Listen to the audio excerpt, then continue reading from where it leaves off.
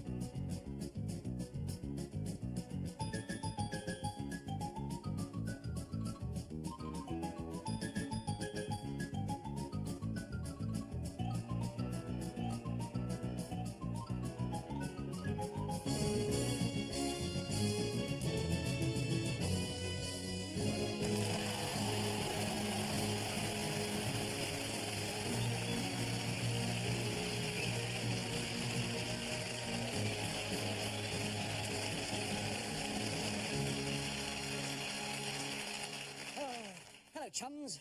Another week, another shirt. Oh, what a day I've had. I woke up this morning, opened the window, and climbed in. There was something waiting for me on the mat. I'll kill that dog. It's a cross between a Chihuahua and a St. Bernard. And I didn't believe it either. Until I saw the little climbing boots and the oxygen mask. I turned on breakfast TV. You rotten breakfast TV, I cried. Turned on... I'll kill that scriptwriter. I jumped to my feet. They were on the mantelpiece. Suddenly... He's got a reprieve. Suddenly, there was a knock at my doorbell. It was Mrs. O'Shaughnessy from next door. I bored a hole in the wall. I let her watch me. Mr. Everett, she cried. Her face was drawn, but the rest of her was real. Mr. Everett, I've got to know, what's the first sketch on your show? I braced my teeth. I picked up some cheese and grated. And now, this! I watched Esther Ranson last night on telly. I'm starting to tooth. Think I better stop quick. I don't like it. It's too damn quiet. Oh, my God. Look at those roses. They must be 90 feet tall. How can that be? Because this is where King Kong lives. Think about it.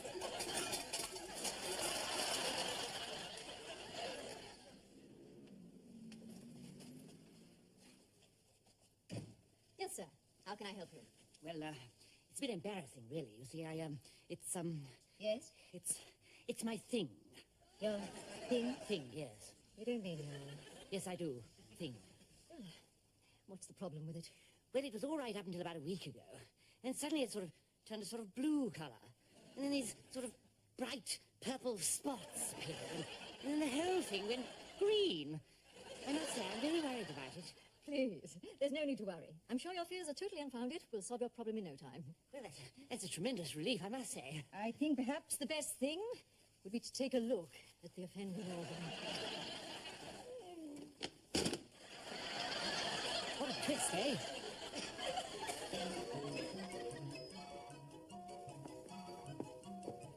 So, you want to learn how to fall over? No. All right, then. Good. Then, this is what you do. Step 1. Take your left leg off the ground. Step 2. Take your right leg off the ground. Of course, some people take longer to learn how to fall over than others, but with a little patience and persistence. Step 36. How to fall over in a confined space.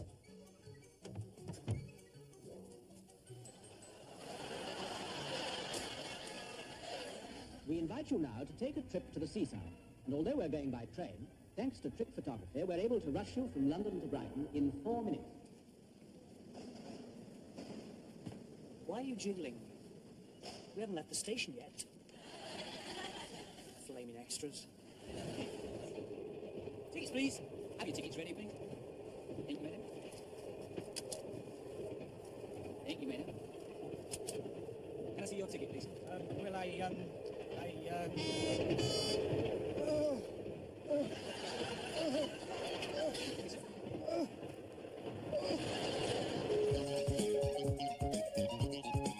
Hello, and welcome to another edition of Through the Ear, in which we explore the bodies of famous celebrities. This week, we're taking a look down the lug hole of the Queen of Soap's joke.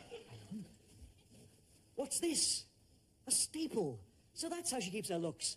Some 10 years of loose skin behind there. Stand by, Johnny. I'm coming in. Well, here we are, next to Joni's heart. You see, she has got one after all. Don't you feel dreadful, all those terrible things you said about her? In real life, she's not the least bit like the way she's portrayed on film. Hang on, what's that? The heart's speeded up. Oh no! Bungalow Bill's arrived. Oh, I've got to get out of here. Hang on, I'll go through her mouth. Oh no! They're kissing! Oh, there's no way out. I better head south. Ah, trapped! Those perverted parades of matinees! Which a 14-year-old schoolboy could do better. I knew I could do it better when I was a 14-year-old schoolboy and have somewhere to hang my satchel. In future, I ordered of the campaign for nice things on television. During scenes of explicit lusting womanry, this special triangle will appear on your screens. In front of me, you fools!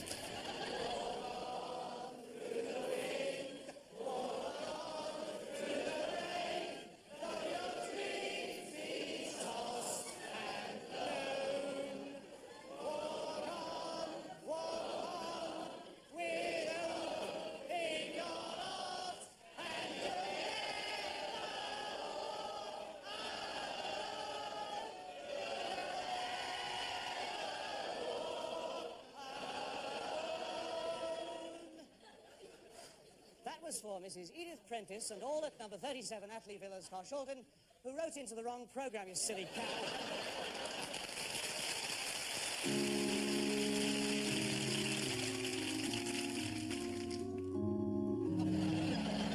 Hello, Verity Treacle here once again on a pilgrimage of syrupy goodness around the towns and villages of Britain.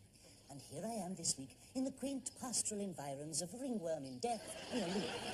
It was here in 1946 that the late Mrs. Bessie Quads discovered penicillin whilst rifling through her husband's pockets. It's a village that's seen its fair share of tragedy too. Take this message from 98-year-old Charlie Fringe, the local stonemason. It says, Dear Verity, I am an old age pensioner living on a fixed income of nothing. My house is like a fridge. In fact, it is a fridge. It's so cold I breathe on sticks and sell them as candy floss. For years now, I have suffered with the feeling that my nose is on fire. The doctor sent me for tests and discovered that my nose is on fire. So now I have to go round with my head inverted in a sand bucket and a complicated sprinkler system wired up to my mucous passages. Despite all this, and despite having a chronic skeletal disorder, which gives me the outward appearance of a Tesco's supermarket trolley, I'm thoroughly unhappy and unutterably miserable. So, for Charlie Fringe and everyone in distress, here is Kiri Tikanoa singing, Let the Bright Seraphim. Let the bright seraphim.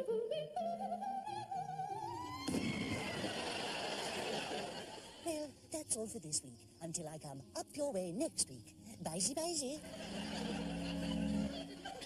My sister says I don't like Mrs. Thatcher because she's a woman. It's not true. She's not a woman. A political comment there. We'd be lost without our callers. We're up the creek without mates. Please, Kevin, I know it was a terrible explosion, but you must try and move. Is there no hope he'll ever walk again, Doc? Oh, not really. He's been dead for 2 days now. But a miracle can happen. Well, we'll go and grab a beer then. Good day, boys. Good day, Dad. I don't think this sex change has gone far enough. Nah, I enjoy being feminine like a real Aussie Sheila. Now, give me a beer. I'm as dry as Rolf Harris's bum. The operation can be reversed, you know, Mr. Johnson. But it's a long and dangerous process. Come into the kitchen. spiffing day. Is anyone home? Yes, and I will marry you. I beg your pardon? But before I do, there's something you have to know. Ever since Kevin went in a coma, I've become frigid. I feel better now. Well, in that case, get off! Stop that! Fair enough. And you stop that as well. I refuse to marry you, Mrs. Johnson. I'm already spoken for. A nice, quiet, normal girl called Charlene. Not like you weirdo perverts. Soon we'll be settling down and moving away from this strange neighborhood. Next up. We're a bit already. Charlene, it's you. Charlene.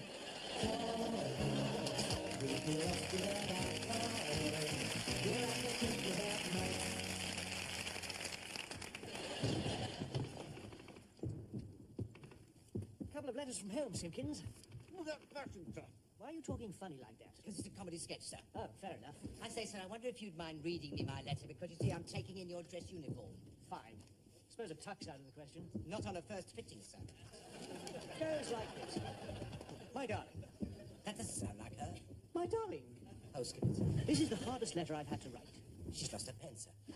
I've met another man, and we intend to settle down together. His name is Reg, and he's an ARP warden. He came round to look after me.